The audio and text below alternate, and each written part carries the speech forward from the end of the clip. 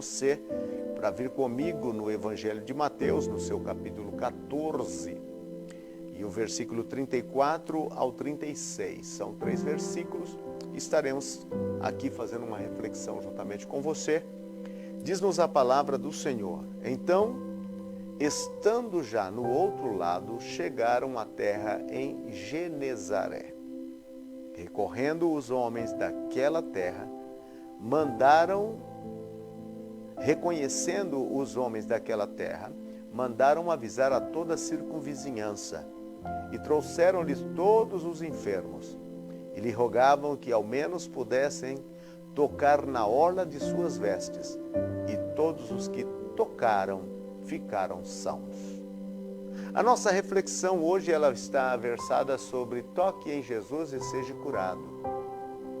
O Evangelho de Mateus, aquele publicano que estava na coletoria de impostos romanos, um judeu que estava a serviço do Império Romano e que recebia os impostos dos cidadãos judeus. Ele era considerado por toda a nação judaica como um traidor da pátria. Ele estava a serviço dos inimigos da pátria. Então este era o conceito. E na valorização do conceito social judaico, os publicanos, que eram o ofício desses cobradores de impostos, eles eram considerados como cães, meretrizes, e até alguém não gostaria de levar sobre si a semelhança ou a comparação de um nome de publicano. Eles eram, na perspectiva e na visão social judaica, eles eram a escória da sociedade judaica. Eles eram o que de mais terrível que havia da sociedade judaica. Então, ser publicano não era algo tão bem-vindo para alguém. E a Bíblia diz que Jesus passa aonde está Mateus e lhe faz um convite direto: segue-me, segue-me. Interessante é que Jesus sempre tem uma visão diferente daquela visão nossa. E Jesus sempre procura pessoas, não que ele procura todas as pessoas, mas pessoas que muitas vezes no teu conceito e no meu conceito jamais poderia ser alcançadas por Jesus. Ele nos surpreende. As nossas igrejas, elas estão cheias de pessoas que tiveram caminhos errôneos durante a vida e que foram encontradas por Jesus em um momento de desespero. Jesus passou pela coleteria e disse a Mateus, a Levi, o publicano: segue-me. Ele estava naquele momento dando um passo de suma importância para a vida de Levi, mudando completamente o contexto da sua vida e dando a ele uma oportunidade de começar com uma visão diferenciada. Viu em Levi o seu biógrafo, alguém que estaria ali para escrever os seus milagres, escrever os seus ensinos, escrever a sua paixão, escrever a sua morte e também escrever sobre a sua ressurreição. Olha a importância de Levi, o Mateus, o cobrador de impostos, que começou a seguir a Jesus. Muitas vezes as pessoas olham para alguém e não vê qualquer perspectiva de algo positivo, mas Deus, ele sempre vê o algo melhor que cada um de nós temos. E neste algo melhor, ele trabalha para mostrar ao mundo a sua graça e a sua bondade. Quem sabe você que está nos acompanhando tem sofrido com muitos pensamentos ou até mesmo com pessoas que têm dito a você que você é uma pessoa que nasceu para dar errada. Esqueça essa palavra. Lembre-se, todos os que nasceram nessa terra, nenhum deles vieram com um propósito para dar errado. Muitas vezes as pessoas escolhem esses caminhos do erro e colhem como consequência algumas aversões em sua vida. Mas você veio a este mundo com um propósito para dar certo. Pois bem, e Mateus escreveu para os judeus, o seu evangelho. Ele apresenta Jesus como o rei dos judeus. E ele faz um link entre os seus escritos e as passagens do Antigo Testamento. Uma das frases que a gente encontra variadas vezes dentro do seu evangelho é: isso foi o que foi dito pelo profeta. Ele une aquilo que Jesus está fazendo com aquilo que os profetas do Antigo Pacto haviam vaticinado. E ele usa esse tipo de link para mostrar aos judeus que o Jesus do seu evangelho é aquele a quem todos os judeus do Antigo Testamento, do Antigo Pacto, estavam aguardando e esperando. Eles não entenderam a sua vinda, mas os que entenderam puderam verificar assertivamente de que Jesus era o Messias prometido. É o Messias prometido. Eles não entenderam porque a perspectiva do judeu era que o Jesus que viria seria um herói, um guerreiro poderoso, montado num cavalo branco, com uma espada flamejante na mão, destruindo todos os seus adversários, os adversários judaicos, e todo o Império Romano ele colocaria abaixo. Esta era a perspectiva do judeu. E eles dão de cara com Jesus entrando em Jerusalém, montado num jumentinho, e eles ficam decepcionados. Mas eles não conseguiam linkar, porque o próprio profeta Zacarias havia vaticinado sobre essa entrada, mas eles não conseguiam, eles estavam cegos, porque muitas vezes nós nos tornamos cegos por uma visão pré-estabelecida que já temos dentro de nós, por conceitos pré-estabelecidos. Porém, Jesus cumpriu o seu papel. E de todas as questões que Jesus fez e que Mateus deixou registrado, foi esta estadia em Genezaré. Genezaré é um lugar onde as pessoas eram consideradas como pecadores. Era aquele lugar assim que as pessoas tinham dificuldades de caminharem por lá, aqueles que se julgavam mais santos do que os demais. Mas Jesus, ele veio para os enfermos, ele veio para o necessitado, ele veio para aquele que precisa de um toque de saúde, um toque de amor, um toque de reconciliação. Jesus não veio para um lugar onde todos estão santos e estão perfeitamente sãos. Ele disse: os justos não precisam de arrependimento, os sãos não precisam de médicos. Então aqueles que se acham justos, aqueles que estão com a vida totalmente organizada, ele julga não precisar de Deus. E aqueles outros que acham e sempre pensam que precisam de Deus, a estes ele sempre está. E ele vai para Genezaré. Então, estando já do outro lado, chegaram à terra de Genezaré, um lugar onde as pessoas que tinham um certo status não passaria por lá. Um lugar onde a pobreza ela emanava por todos os becos. Um lugar onde as pessoas eram consideradas como que morando em sombra de morte. Um lugar onde as pessoas estavam marcadas. Mas o próprio profeta Isaías disse: raiou a luz. Jesus, a luz do mundo, foi no lugar escuro aonde era Genezaré, aonde as pessoas viviam na escuridão dos seus pecados. E ele vai lá, e aonde Jesus chega, a luz resplandece, porque ele é a luz do mundo. Ele vem trazer a luz àqueles que estavam assentados nas regiões da sombra da morte. Raiou a luz, raiou a luz.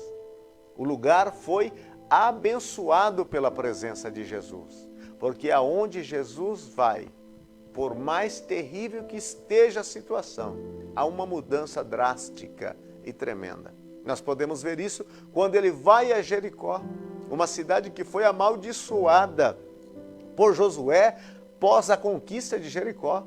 Ele disse: aqui nessa cidade ninguém mais reedifica ela. Quem tentar reedificar, quando ele lançar os fundamentos, morrerá o seu filho primogênito. E quando ele colocar as portas, morrerá o seu filho caçula. E Eliel, ele faz a reedificação da cidade abaixo dessa maldição.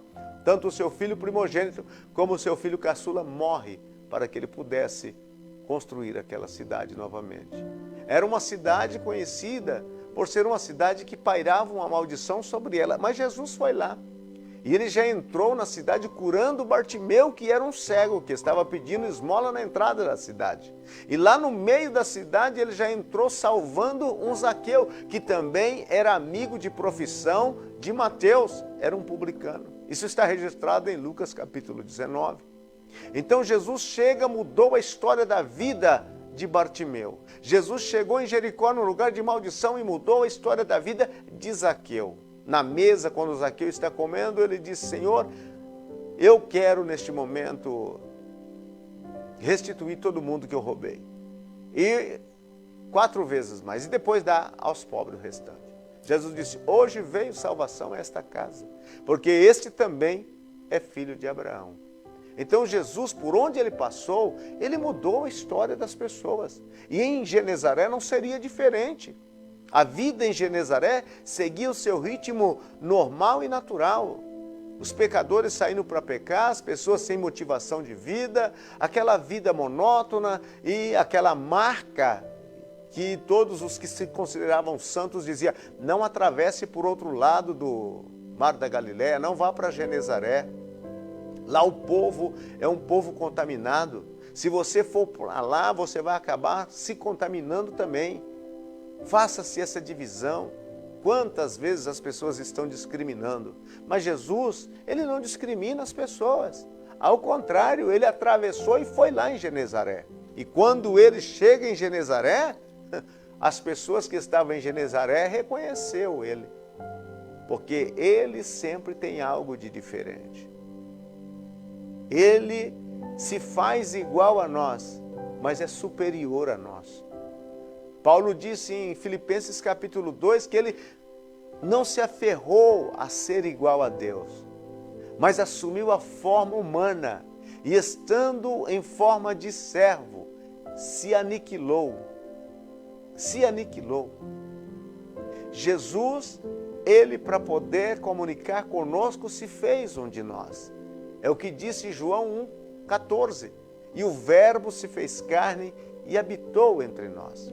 Não haveria forma de reconhecê-lo se ele não estivesse na semelhança nossa. Não haveria forma de poder distingui-lo, mas ele se fez um de nós. E quando ele chega em Genezaré, os habitantes da cidade o reconhecem. Fala: este é Jesus. Este é aquele a quem foi profetizado há tempos. Havia algo nele. Como disse Isaías, os que estavam sentados na região de sombra da morte viu a luz. E ao reconhecer Jesus, os homens daquela terra mandaram avisar a todas as circunvizinhanças. Veja o que eles fizeram. Eles alastraram a notícia para todas as partes. Olha, está em nossa cidade. Chegou em nossa cidade Jesus. Por favor, faça a notícia correr. Se fosse como nos dias de hoje, de internet, o pessoal diz: vamos viralizar essa notícia. Vamos lançar essa notícia para todos os cantos mais remotos da terra. Que todos ficam sabendo que Jesus chegou em Genezaré. Que notícia boa! O Senhor que havia criado o planeta, que havia feito o universo, estava visitando Genezaré. Um lugar desprezível, um lugar marcado pelo preconceito, mas Jesus estava lá. E Jesus chegou lá. E esta era uma boa notícia que precisava ser disseminada por todas as partes. Quando Jesus chega na vida de alguém, esta pessoa não consegue ficar calada, por mais que ela tente. Alguns até torna-se um motivo de reprimenda a partir de outras pessoas devido ao fato dele continuar falando. Não, eu era assim, Jesus mudou a minha vida. Não tem como você calar quando Jesus visita a sua vida. Assim como não tinha como calarem os cidadãos de Genezaré, porque Jesus estava visitando Genezaré. Eles mandaram a notícia para todas as partes, mandaram avisar a todas as circunvizinhanças e trouxeram-lhe todos os enfermos. Você já imaginou?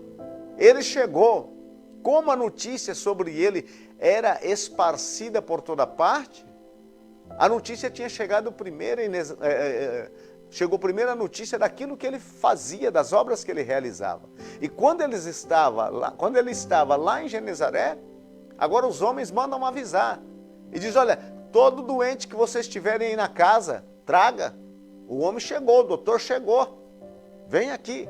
Eu me faço lembrar agora, quando nós estávamos no Amazonas, em uma comunidade bastante pequena, lá longe, encravado no meio da selva, que o barco da Marinha fora fazendo aquele serviço social, saindo de Manaus, indo até nas fronteiras, lá no alto do Rio Javari.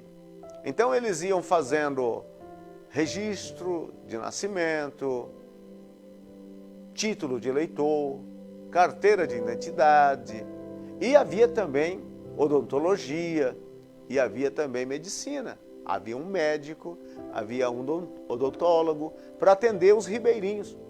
E eles chegaram na comunidade. Quando eles chegaram na comunidade, todas as pessoas que não tinham passado por médicos há anos tiveram a oportunidade de passar por um médico pela primeira vez. Mulheres que nunca tinham tido um acompanhamento médico, principalmente nas necessidades para o lado feminino, tiveram a oportunidade naquele dia. Então Genezaré virou isso.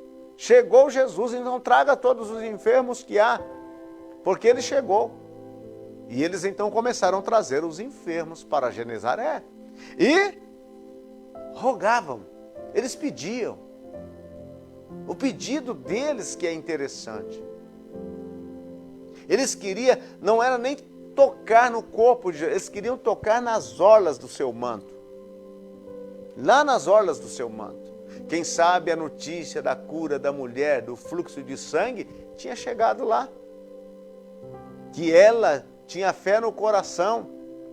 E foi entre a multidão, ela estava com uma enfermidade há 12 anos, e foi entre a multidão. E trazia no coração aquela palavra, se eu apenas tocar nas orlas do seu manto, eu serei curado. E quem sabe alguém estava ali, ouviu o relato, ouviu falar daquela cruz, daquela cura, e chegou em Genezaré e disse, olha, uma mulher tocou nas orlas do manto de Jesus e foi curada. Quando os enfermos chegaram, o pedido deles era este, deixa a gente apenas tocar, deixa apenas a gente tocar. Então toque em Jesus e fique curado. E Jesus permitiu. E Jesus permitiu porque, e todos que tocaram, todos, não foram alguns, não foram meia dúzia, uma dúzia, todos que tocaram. Você já pode imaginar? Os médicos não podem curar todas as enfermidades. Os médicos, muitas vezes, a medicina, o que ela consegue fazer é dar a você um paliativo, um amenizante para a dor. Nada mais do que isso. Quantas vezes o médico chama os familiares do paciente em um canto e diz, olha, tudo o que a gente podia fazer, nós fizemos. Nós aqui estamos limitados. Daqui para lá nós não vamos conseguir passar. A Bíblia diz que todos que tocaram foram curados. Todos que tocaram foram curados. Agora, interessante que muitas vezes as pessoas não entendem a cura. A cura é o agir do poder de Deus na vida de alguém para dar a essa pessoa uma sobrevida ou para a restauração de um membro do corpo que está deficiente. Nada mais do que isso. Então aquelas pessoas que foram até Jesus, paralíticos, cegos, surdos, atrofiados, que ali chegaram, que ali foram levados, eles puderam tocar nos mantos de Jesus e receber uma cura. Isso não significa que ao receber uma cura, essas pessoas iam viver eternamente, não. Pode ser que morreram com outras doenças, porque queira sim, queira não, nós teremos que deixar este mundo. Vai chegar um momento. Vai chegar um momento que aqueles que estão destinados para passar desta vida para outra por intermédio de uma enfermidade, em que Jesus não vai curar e vai deixar que isso aconteça. A gente precisa entender, seremos realistas na vida. Ou alguém que vai passar dessa vida para outra por um acidente de trânsito ou por coisa dessa natureza. Esta é a vida. Porém, naquele momento ali, Jesus permitiu que os enfermos o tocassem. Marcos disse que os enfermos se jogavam sobre ele. A multidão vinha e se jogava sobre ele. E todos quanto tocaram foram curados. Então eu venho trazer a você e a mim esta reflexão, que é: toque em Jesus e seja curado. Ele quer curar, em primeiro lugar, a tua alma. Ah, mas eu não estou enfermo da alma, pastor. Sim, a maior enfermidade do homem reside na alma. Porque a alma sem Jesus, ela é doente e ela já está condenada para uma perdição eterna. E como é que ele cura a minha alma? É quando eu expresso nele fé, arrependo dos meus pecados e o convido para vir ser o Senhor da minha alma. Então ele quer curar as doenças da tua alma, as feridas da tua alma, aquilo que o pecado fez e que tem feito e que tem causado tanto sofrimento. Em segundo lugar, ele pode curar o seu corpo de uma enfermidade. Quem sabe uma enfermidade que está ali impedindo de viver, uma enfermidade que está lhe causando sofrimento, angústia e dor. Toque nele, creia nele, e ele pode perfeitamente te curar nesta manhã. Toque em Jesus e seja curado. Toque em Jesus e seja liberto. Toque em Jesus e receba saúde. E todos quanto tocaram, diz o texto bíblico, ficaram sãos. Ele está passando aí próximo de você. Você pode tocá-lo neste momento. Toque com a tua fé. Comunique o teu espírito para que comunique a Jesus. Diga: eu creio, eu quero, eu necessito. Ou então peça: Senhor, deixa eu tocar em Ti, para que eu possa também ser curado. E a cura acontece quando eu creio nele.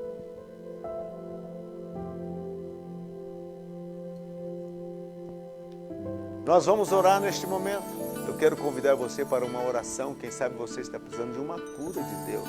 A tua alma está ferida, o teu coração está ferido, ou algo no seu corpo. Este é um grande momento para você vir em oração diante de Deus e apresentar o seu pedido, o seu rogo.